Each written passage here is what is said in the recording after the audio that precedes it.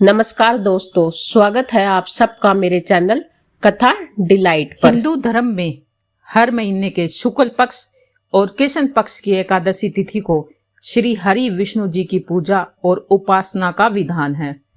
इस प्रकार से प्रत्येक चैत्र माह के कृष्ण पक्ष की एकादशी तिथि को पाप मोचनी एकादशी मनाई जाती है। इस दिन जगत के पालनहार विष्णु जी और माँ लक्ष्मी की पूजा की जाती है। धार्मिक मान्यताओं के अनुसार पाप मोचनी एकादशी का व्रत रखने से सभी पापों से मुक्ति मिलती है, मोक्ष की प्राप्ति होती है और सुख और सौभाग्य में वृद्धि होती है। इस व्रत के दिन पाप मोचनी एकादशी व्रत कथा का पाठ करना सुनना बेहद ही शुभ माना गया है। तो चलिए सुनते हैं इसकी कथा को। पौराणिक कथाओं के अनुसार भगवान कृष्ण ने स्वयं पांडु पुत्र अर्जुन को पाप मोचनी एकादशी व्रत का महत्व बताया था।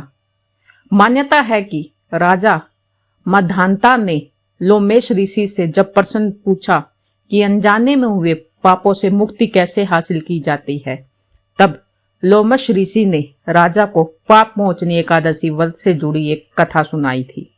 कथा के अनुसार एक बार च्यवन ऋषि के पुत्र मेधावी वन में तपस्या कर रहे थे। उस समय मंजू घोषा नाम की अप्सरा वहां से गुजर रही थी।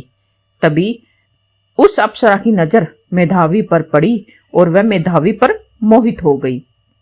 इसके बाद अप्सरा ने मेधावी को अपनी ओर आकर्षित करने के लिए कई प्रयास किए। कामदेव भी मंजू घोषा की मदद करने के लिए आ गई। इसके बाद मेधावी मंजू घोषा की ओर आकर्षित भी हो गई और भगवान शिव की तपस्या करना ही भूल गई। कुछ समय बाद मेधावी को जब अपनी गलती का एहसास हुआ तो उन्होंने मंजू घोषा को दोषी मानते हुए उन्हें पिशाचनी होने का श्राप दे दिया, जिससे अप्सरा बेहद ही दुखी हो गई। अप्सरा को अपनी गलती का एहसास हुआ और उन्होंने तुरंत क्षमा मांगी।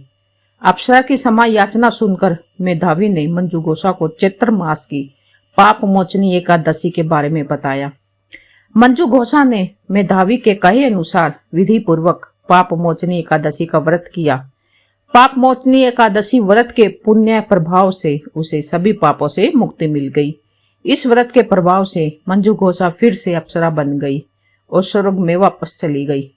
मंजू घोषा के बाद मेधावी ने भी पाप मोचनी एकादशी का व्रत किया और अपने पापों को दूर कर खोया हुआ तेज वापस पा लिया। धन्यवाद दोस्तों।